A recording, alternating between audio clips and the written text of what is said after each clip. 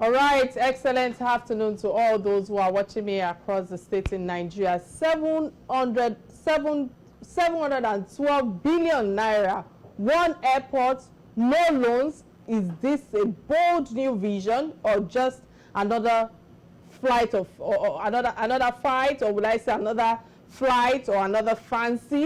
Today I'm going to be talking about an airport. We are talking about the image, the infrastructure, and of course the integrity of this bold step that we'll be taking. Let's get into it all. Again, I welcome you to another interesting episode of Real Talk with Kike. I remain your convener, your chief executive producer on this platform, your scriptwriter, name it. I wear many hats on this platform. Many thanks for constantly staying with me on the show. But I think it's better for us to hear on this day industry segment. When I return, I give my 2 cents on it. Stay with me. I'll be right back.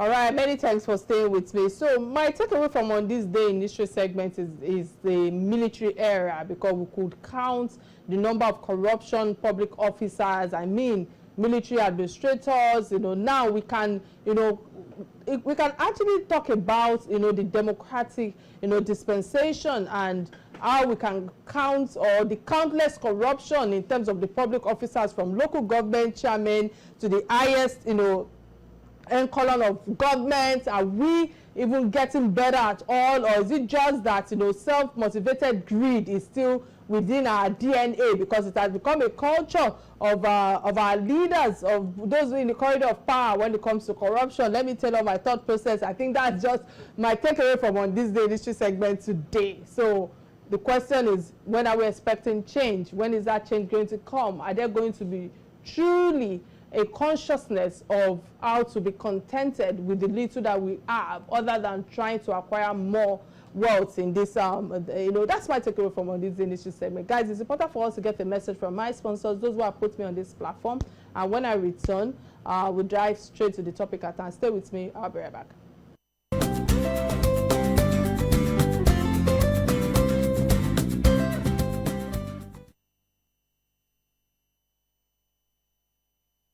All right, many thanks for staying with me. Today's topic is one that is dominating headlines and stirring heated debates nationwide, and the 712 billion naira plan to demolish and rebuild Terminal 1 of the Murtala Mohammed International Airport in Lagos, is one topic that has been in the lips of many people. Just days ago, the federal government, through the Minister of Aviation and Aerospace Development, Festus Keyamo, announced that the terminal, originally commissioned in 1979, has become a structural, operational unfit for a country of Nigerian stature. He described it as a weak, smelly, and a safety risk, vying to completely tear it down and rebuild it to meet modern international standards. Now, here's the twist. The project to be funded not by loans, but by savings from the removal of fuel subsidies, making this not just an infrastructure conversation, but a policy and economic debate as well. Is 712 billion naira too much? Is this the aviation upgrade we desperately need? Will Lagos finally become a true regional hub that can compete with Johannesburg, Addis Ababa, you know, and many other airports like Nairobi and all to and you know, to attract a lot of investors. So to unpack all of this, I will be joined by the aviation experts, you know, the justification for this, you know, redevelopment and its political impact on safety and international traffic. And of course, the cost breakdown and international comparison is something that I will be touching on, and what this means for the broader transport infrastructure under President Bola Ahmed Tinubu's renewed hope agenda. But before we delve into Real Talk with my guest, I believe that it's important for us to play the guest profile of my guest. When I return, we will be speaking to him. Please stay with me. I'll be right back.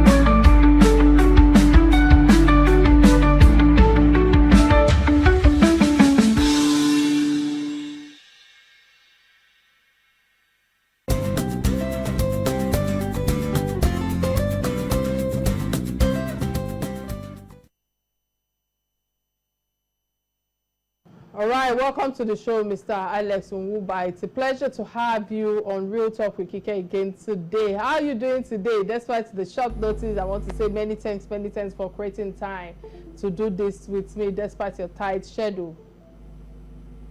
Thank you. It's a pleasure to be on your show. You know, even if it was a 1 minute notice, I'm obliged to get on your show and speak to very important issues of the day. You actually got me while I was on vacation.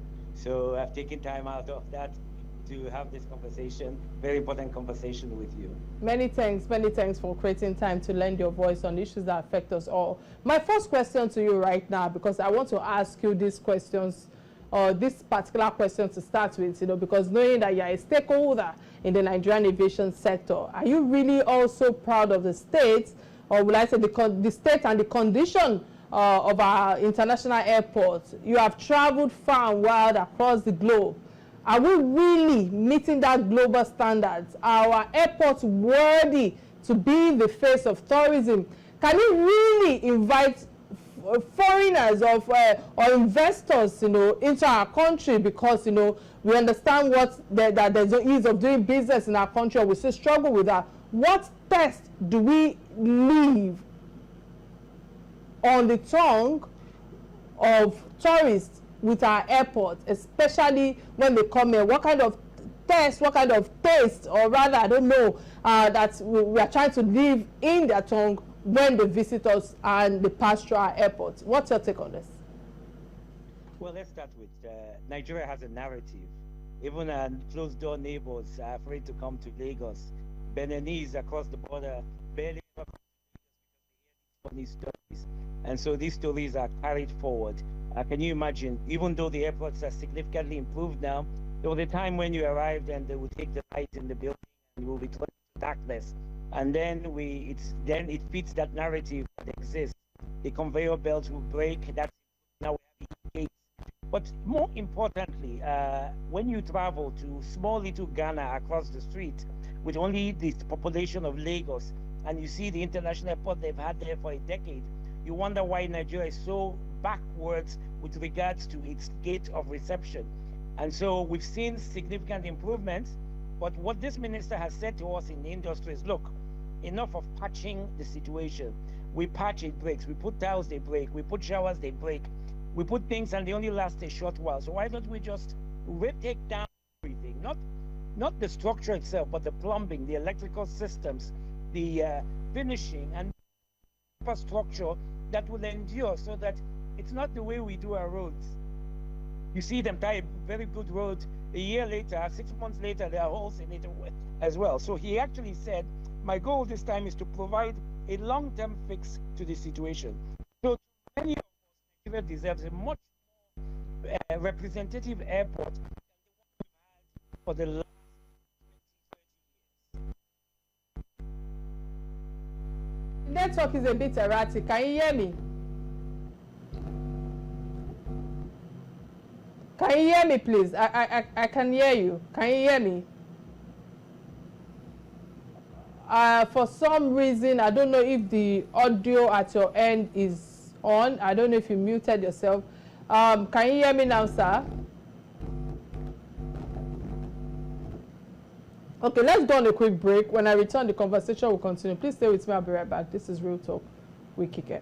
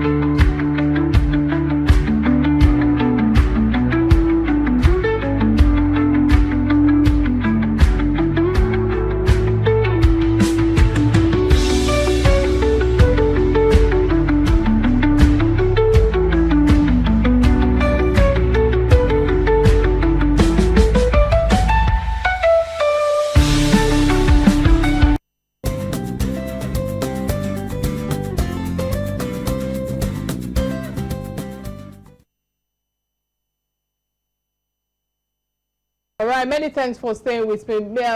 Mr. Alex, are you there now? Can you hear me loud and clear? Yeah, do you hear me as well? Yeah, I can hear you now. Many thanks. You know, the network is a bit erratic. We don't have control over that. But again, thank you so much for creating time to lend your voice on issues that affect us. I want to ask, why is this country now, you know, getting to a place where Nigerians may see this as either some propaganda to showcase this President Bola Ahmed Tinubu's government, or some strategy to distract the people from political movement of sitting the president in 2027. What's your take on this? Why do you think people have such perspective to the issue at hand? Well, you know, we've become very cynical of government. We've become quite cynical of government, and so anything government says or does is viewed with suspicion. Ultimately, we must accept that there is always good intention behind every action at some point. We've seen the history. We had a minister before that told us A and it was W. And so we have passed that on to this minister, who's actually made some real efforts in critical areas that allows him to claim success with, say, the Aviation Act that allow more availability of leasing of aircrafts to Nigerian carriers, etc. So we've become very cynical of government. And so when we hear these things, we want to see. Nigerians have taken the attitude that when we see things, that's when we believe.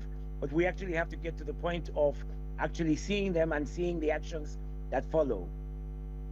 I think I understand your perspective, but there are some undertones that I want us to address. I want you to address in the statement that Minister Festus Keyamo implied that President Bola Ahmed Tinubu has wisely, used the savings from fuel subsidy, to undertake this development. 712 billion naira is not a sufficient explanation to Nigerians on how fuel subsidy savings are being spent. I would love you to throw light on that, because the Honorable Minister also,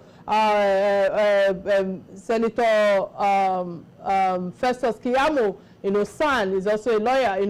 Also, he gave some due commendation. He's been proactive, working, and one of the ministers carrying out their primary obligation in their offices or in his office that have the trust of the Nigerian people. I see his statement like trying to defend what is to be spent without being criticized. He has compared the redevelopment of this Murtala Mohammed International Airport at $467 million to other airports like the Cape Town in South Africa, in terms of their terminal and their runway expansion of almost US $540 million. He has also compared it to with international airport as well in Tampa, saying that okay, when the construction was taking place at the time, that their new 16 gate terminal cost of almost $1.5 billion. What do you say of this cost comparison? In overall, that's where I'm heading to with the amount 712 billion naira that we want to use to redevelop our own international airports.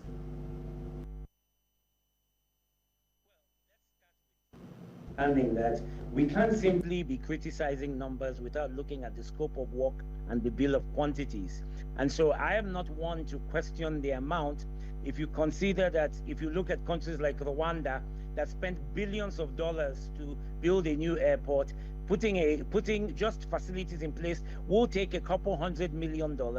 And so I would not chase the numbers without the facts, and we tend to do that. Again, back to your earlier question, because of the cynicism that exists in the way we see the acts of government.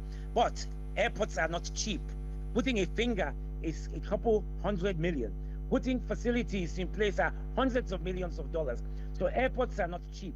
I would therefore not get into whether 700 billion is a lot of money or 1 trillion is a lot of money without looking at the bill of quantities.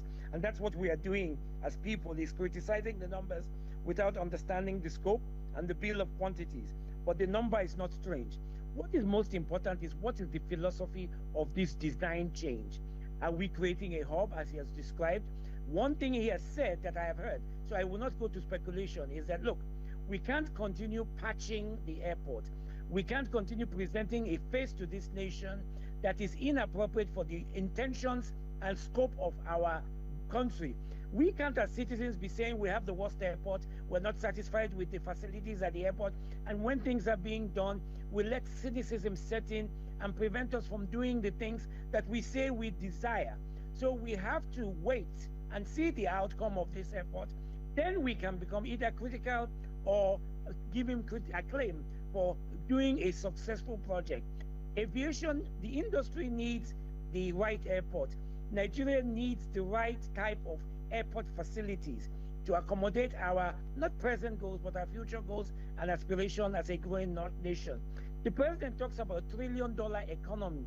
A $1 trillion economy cannot come with $1,000 airport. These are all the things that intertwine.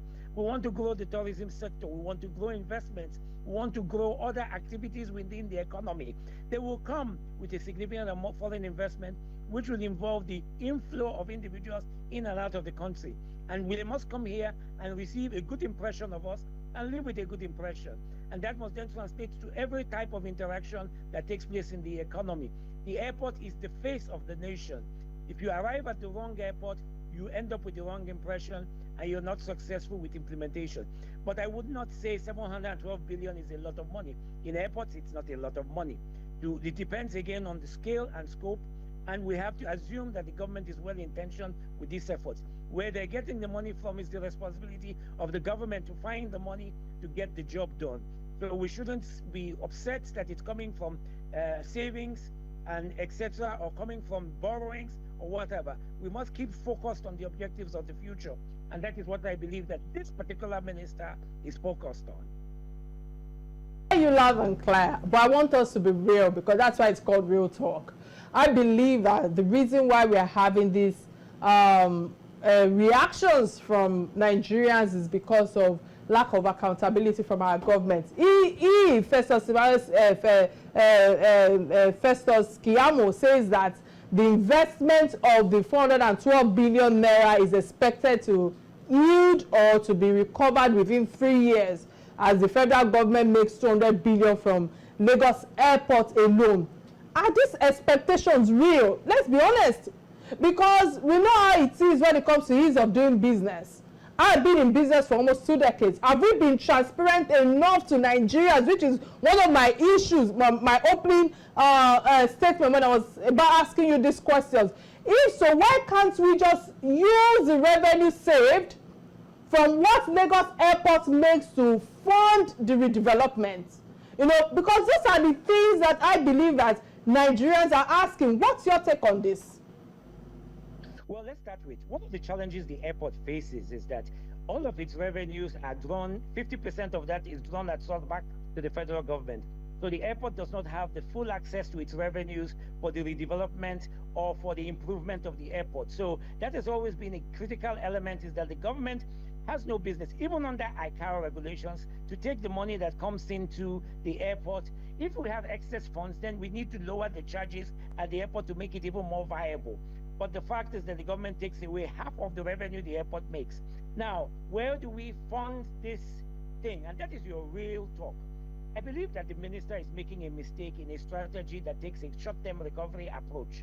But I can't fault that either, because he's the one looking at the financials and looking at the information about what revenues will be generated by the airports based on the investments that are being made.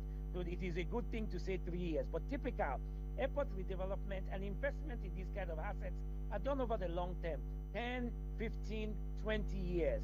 That eases the pressure on the airport to generate revenues, because these revenues get passed on to the air travel consumer. And so it will get reflected in your ticket price. And we are already talking about the very high cost of flying within and outside of Nigeria. We have some of the highest charges in the world. So if we can stretch the recovery period, we are then opportune to lower the cost of services at the airport, which will lower the cost of fares and increase the volume of air travel. So the real talk is that the approach is short-term, is unrealistic, and should not be the approach. But if they've looked at the numbers and it can be done short-term, I would suggest that they take a much more longer-term approach to that, so that the demand for revenue will be lowered, which will reduce cost to the operators within the airport, which will pass down to lower fares for air travelers. Submission. We'll go on a quick break now to get the word from my sponsors. When I return, the conversation will continue. This is Real Talk with Kike. Stay with me. I'll be right back.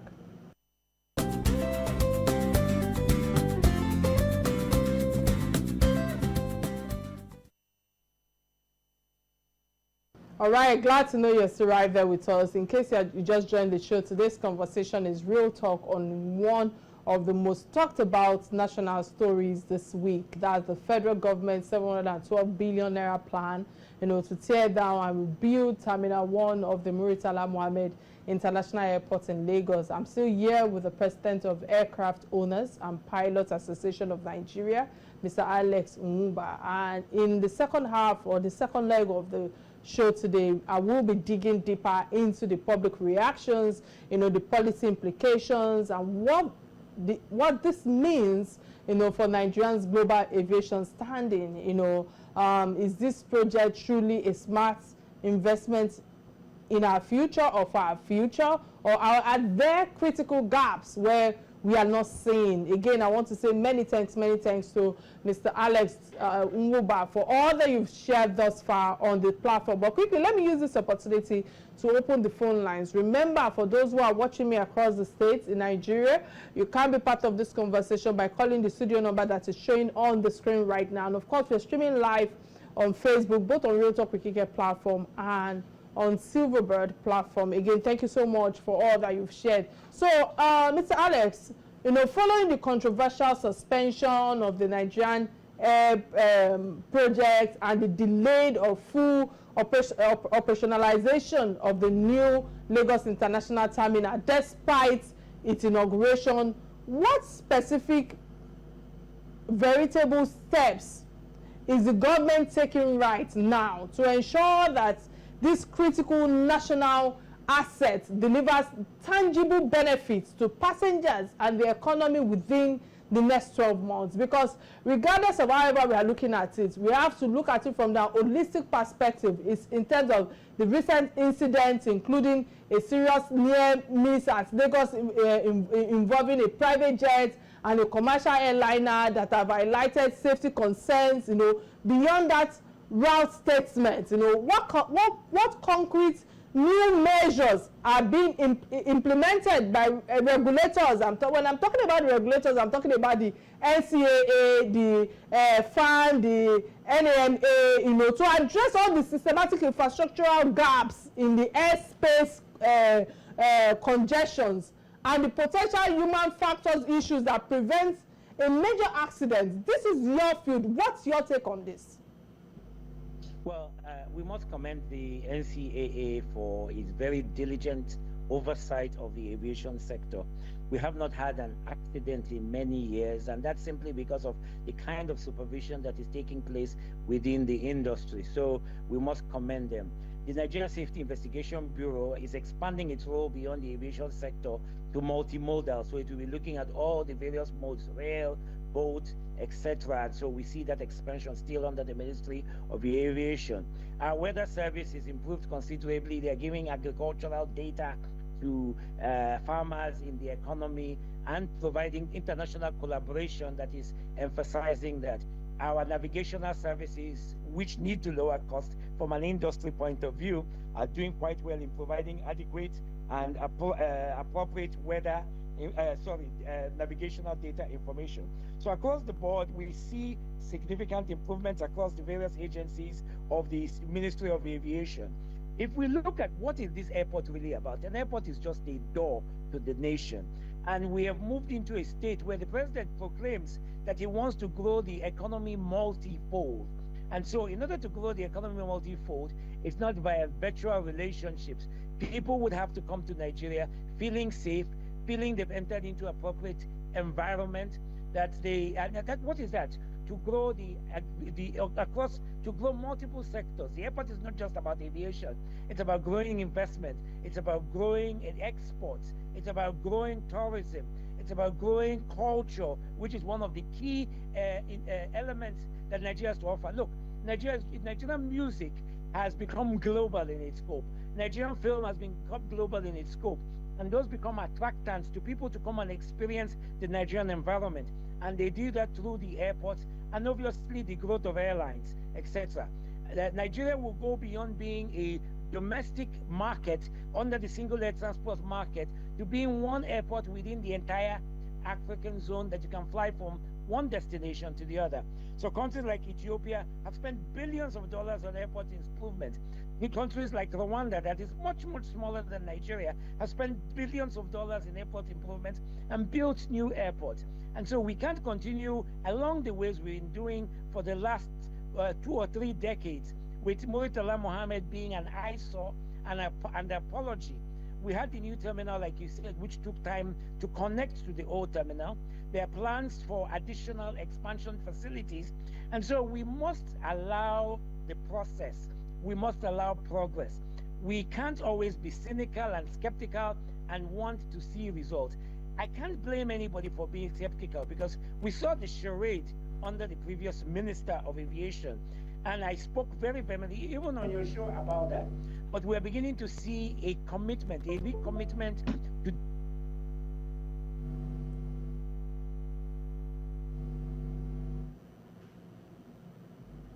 All right, we lost the connection. Can you hear me, Mr. Alex? I hear you, yes. All right, go ahead, please. Did you hear me? Yeah, go ahead. We are listening to you. I lost you for a few seconds. No, I finished what I was saying, which is that we must believe, we must commit ourselves, we must open our minds to the possibilities that this is a good thing and that it will improve the country and the...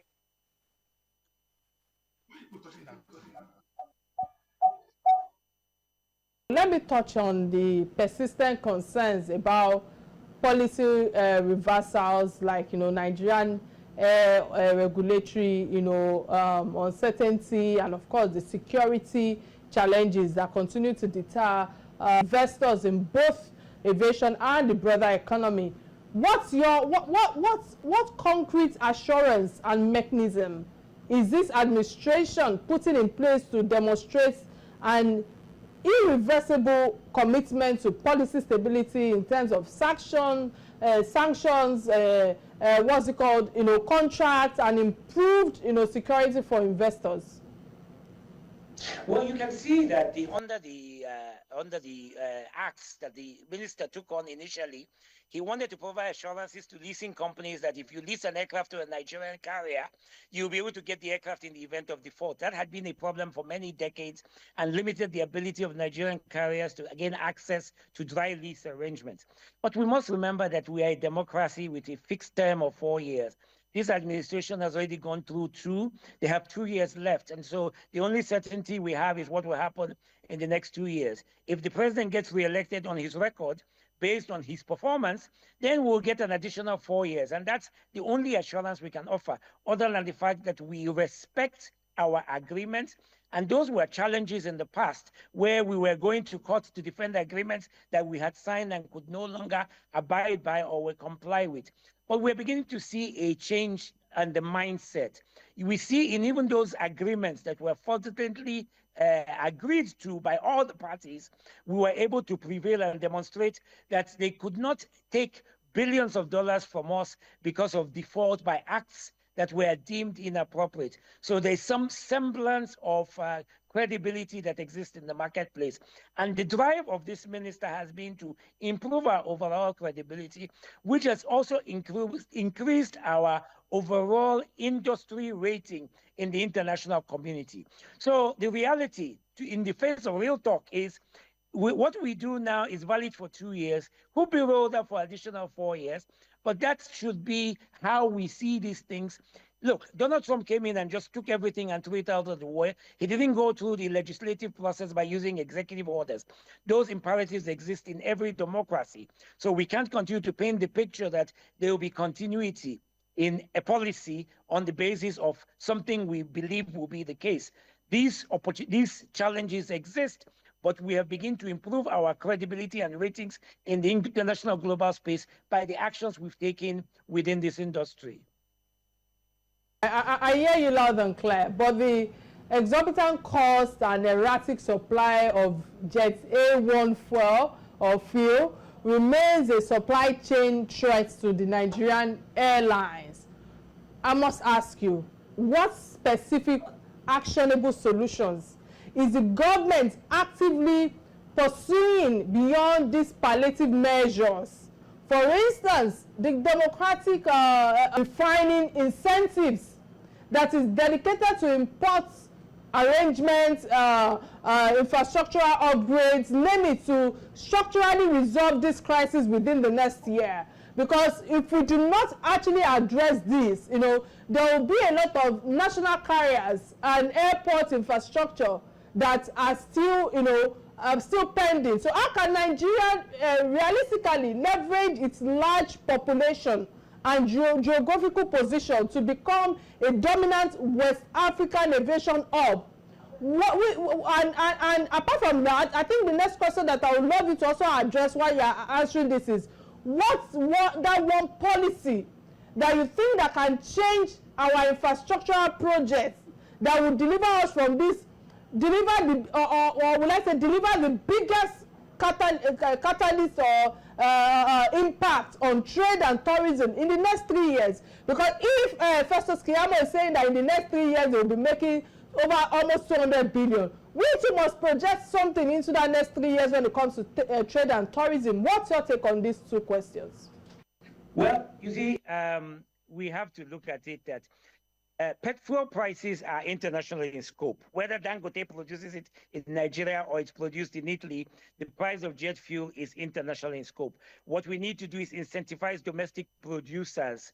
Again, that will be a form of subsidy. It can be done by the reduction of taxes. One of the greatest challenges the aviation sector is facing currently is the new government policy on taxation, which will negatively affect the airline industry and will result in everything you do to the airline industry translates to higher fares. So we need the government to review that policy with respect to taxes under the new tax regime. That's one of the calls the industry is making. And so we want to see that reduction. But when it comes to infrastructure, airport charges are high because the service delivery costs are high based on maintaining these old and dilapidated airports. So it is a positive to have an airport improved in a very short period of time that should lower cost. But like I said earlier, we also need the economic philosophy of a long-term recovery, return on assets, or return on investment, rather than this short term you have just mentioned as a requirement, because that will obviously raise the cost. And one of the things we're trying to do is to reduce the cost so that we can reduce the fares and therefore drive demand. That's one of the challenges facing this industry at the moment. But so we have to review our tax policies. We have to look at how we can provide incentives for fuel and other services that are within the economy. And all of these are to bring costs down, because the biggest challenge being faced by Nigerian air carriers are costs. And these costs are being translated to passengers in high fares. And those high fares are resulting in a drop in demand, significant, over 22%. And so these catalytic effects that affect one another need to be addressed so that we have a much more viable aviation industry. All right, many thanks for your submission on that, your insight on that. I want to say thank you so much, because I know that we are running out of time and the network is a bit erratic. Let me quickly move to the last segment of the show, which is the trending stories. You are familiar with this platform and you know how we do it here. And trending stories about what binds us as Nigerians, as Africans. And the first trending story that caught my attention is that of the flood that displaces Ikorodu residents amidst the hours of rainfall. And this is where I have a submission as a host. And yesterday's heavy downpour and the resulting flooding in Ikorodu, have once again brought to the fore of painful reality of life in a coastal megacity like Lagos. Many residents, have been displaced, in terms of their property loss, their daily livelihoods, disrupted. My heart goes out to every family affected by this traumatic experience. To be clear, this is not a time to trade blame. As far as I'm concerned, it's not a time. It's a time to reflect, to respond and reinforce, because the Lagos State government has made notable interventions, in recent times, including, clearing over 666, kilometers of secondary drain in 2024. I remember that I treated that conversation on this table. Another 166 kilometers in early 2025, through its all-year drainage maintenance program. This conversation was also had on this platform. The key drainage construction projects in areas like, Ikota, Jebule, Ajiro, name it, the operationalization of Ilubiri as well, pumping the stations, the West African first, to evaluate that storm water on Lagos Island. I'm a Lagos babe. So enforcement of this ban on single-use plastics and deployment of 15,000 street sweepers, within that NAGESC and KIA, clamping down on drainage blockage offenders. Yet, despite all these commendable efforts that I've just mentioned, that have been treated on this platform, in terms of the flooding that have persisted, I'm asking, why is this still happening? Because Lagos is a coastal state with increased rainfall intensity driven by climate change yearly.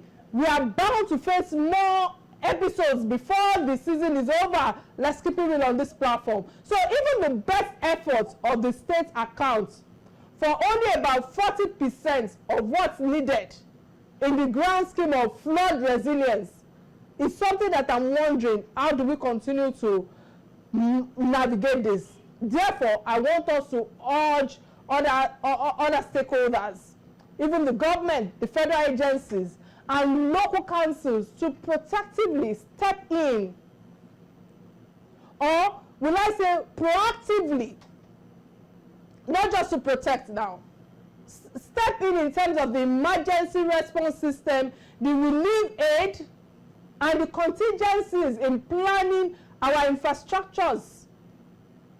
I'm calling on residents to remain vigilant, avoid building on water. All these water channels are just troubles for the future. Stop all these, waste disposals. Take personal, measures to make sure that all of these plastics can become a thing of the past. And more importantly, let me use this platform to just commend, Tokunbo Wahab, the Honorable Commissioner for Environment and Water Resources for his, unrelenting, efforts in pushing flood mitigation and environmental reforms. We cannot stop the rain, but we can manage the impact of the rain. I think this is where I want to just drop my thoughts for now. Quickly, sir, what's your take on this? Well, you've touched on practically everything there. Lagos is on the water. By the side of the water, it will flow. The key thing is to fix our drainage systems. But when we do these drainage systems, we as citizens also should stop throwing in waste into the drainage system and clogging the system up. So we have a shared responsibility in that space. The other thing is that I think that we need to localize to the local government level planning of towns and cities so that they address these issues such as roads, drainage systems, disposal systems, waste management. We need to localize, we need to have plans done on a local level to address these issues. Otherwise, it's not just Ikorodu. Victoria Island is no different. Lekki, our high-end, super expensive communities are exposed to these kinds of risks for the very same reason. We need adequate planning. We need adequate drainage systems. We need to stop throwing waste into the drainage system. We need to look at environmental management and pretty much take care of this. Otherwise, every one of us would have to own a boat. Completely. Many thanks for lending your voice on that trending. The second trending that caught my attention is that of the lawyer Deji Adeyanju that exposes strategy of politicians towards election. And when I saw the video online, and his thoughts basically regarding this issue, I just feel that 2027 is just around the corner.